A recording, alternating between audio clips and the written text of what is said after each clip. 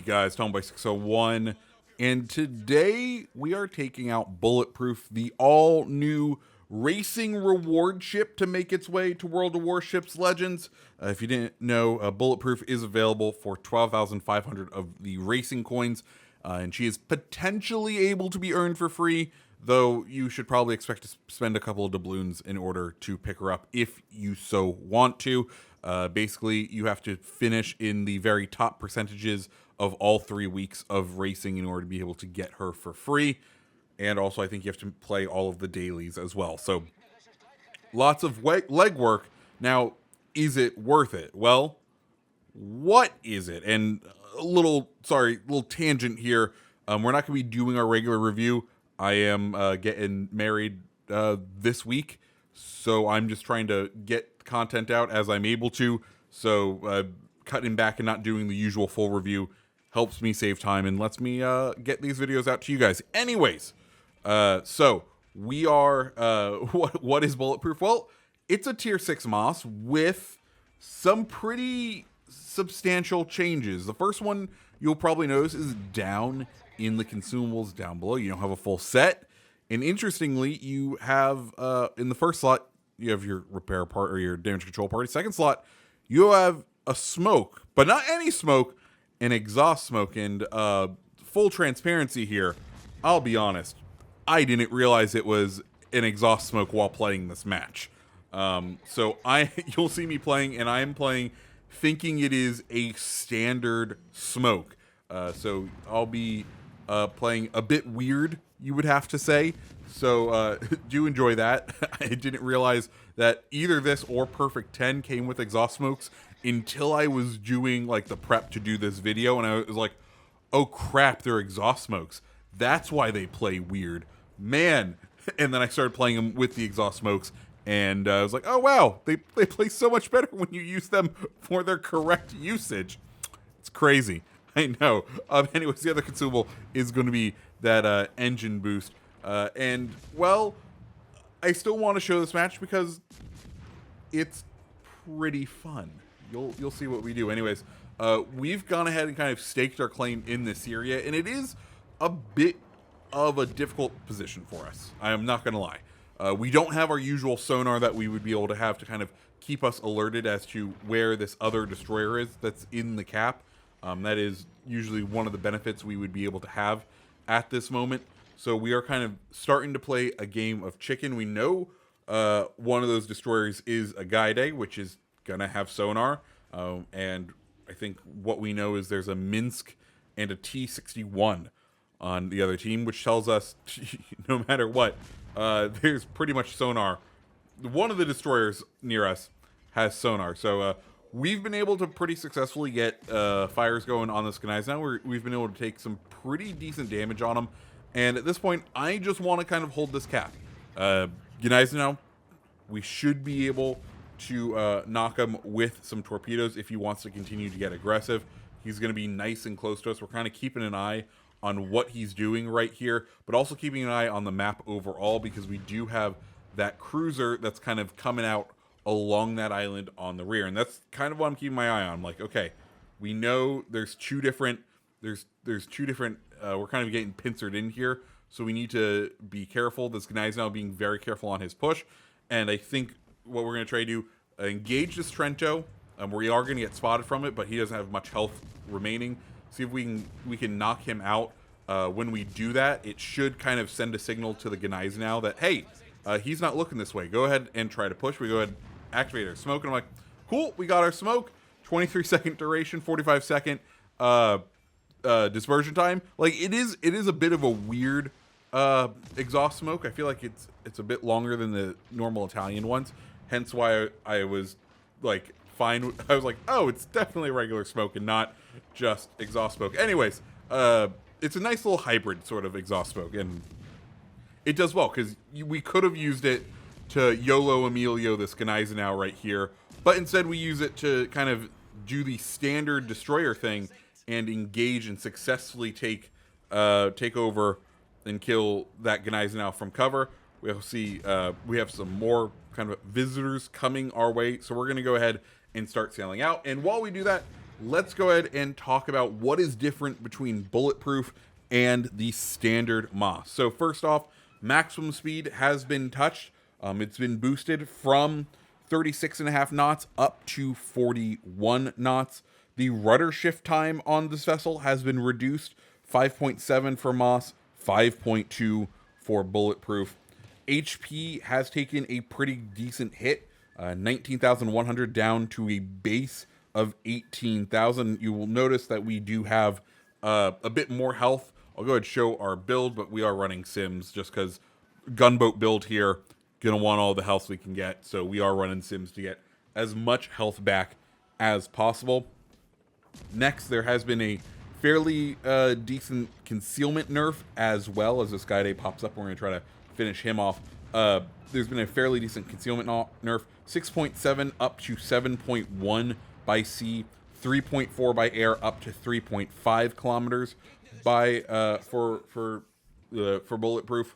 Then torpedo speed has been increased from 65 knots to 70 knots, but the range has been significantly reduced from 9 kilometers to 6, which is a bit rough. You'll see it kind of limits us a lot in this match because as it stands, that's our concealment.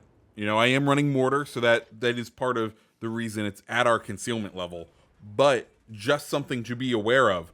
If you're running kind of like a standard gunboat mortary build, your concealment and your torpedo range are the same, which means if you want to get off stealth torpedoes, enemies will have to be pushing into you in order for you to get them off, which can be a bit difficult of a task to accomplish.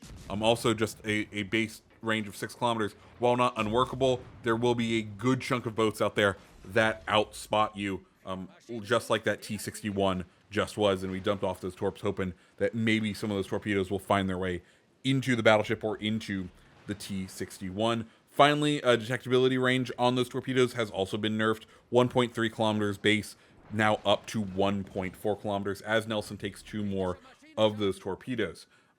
Additionally, the torpedo maximum damage has been reduced, 13,700 down to 11,700, so a 2,000 DPM decrease. Additionally, also the HE shell max damage has been reduced from 1,500 down to 1,350. So this is a boat that, you know, has some, I think, significant compromises in it, but it does absolutely play pretty fun. Like, we're what? We're up to 3 kills already. We're doing a fairly decent job. I will once again admit that we probably should have saved that exhaust smoke, and if we had realized it was the exhaust smoke, we probably could have had some YOLO fun right here with the Nelson, just because, you know, with an exhaust smoke generator on a destroyer, there is that ability to have that fun. And it looks like our friendly destroyer kind of left a smoke cloud here. We're gonna let him continue to spot for us and take over his exhaust smoke as this T-61 continues to engage our destroyer.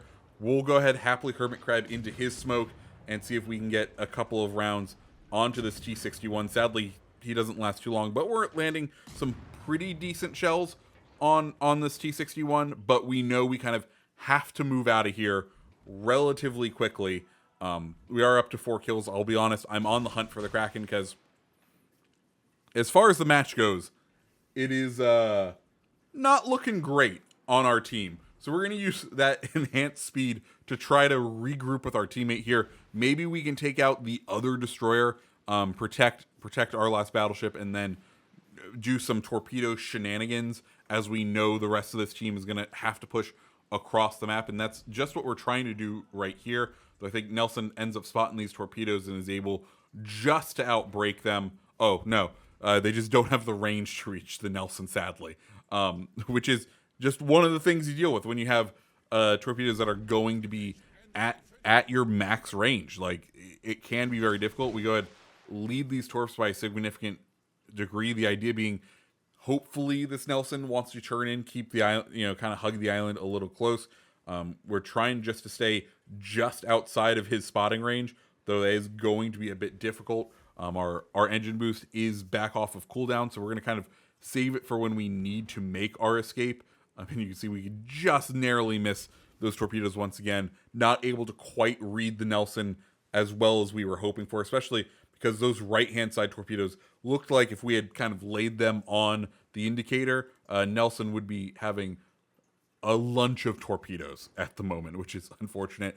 We do end up seeing where that other destroyer is, and at this point, I'm kind of trying to formulate a plan as to what we can do, because Nelson is going to kind of keep us hemmed in over on this side. We need to kind of get over, use our speed, and what I'm really hoping to do is kind of YOLO rush this the New Mexico. This Nelson's turning out. I'm like, okay, this is our chance.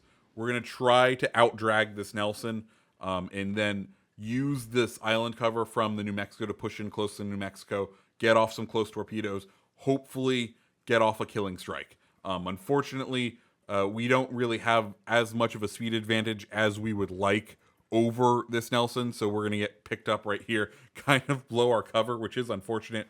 But at this point, it's sort of a lost cause, right? We can go ahead and appreciate that, but we're still going to try to get on over. As the match begins to wind down, I will say, Bulletproof, I think she's a fun boat. If you can pick her up for free, I think that is a very good price. Now, is it worth the maddeningness that is the absolute terrible handling that is currently in Racing Legends? Probably not. And to those of you that do get her for free, good on ya.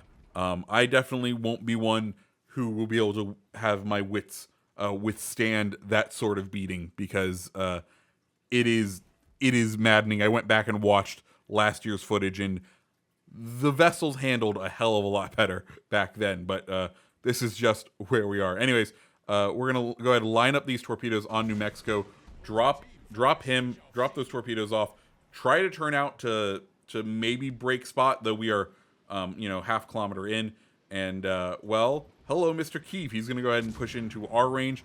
We're already hard spotted. We're gonna go down. We might as well try to get this kill off on the Keeve, and just as we come around here, we'll pick up the Confederate, the Kraken, the High Cal. Torpedoes hit New Mexico. Sadly, they don't sink them, and well, we go down. But guys, if you like the video, hit the like button, hit the subscribe button, and I hope you have a fantastic rest of your day. See ya.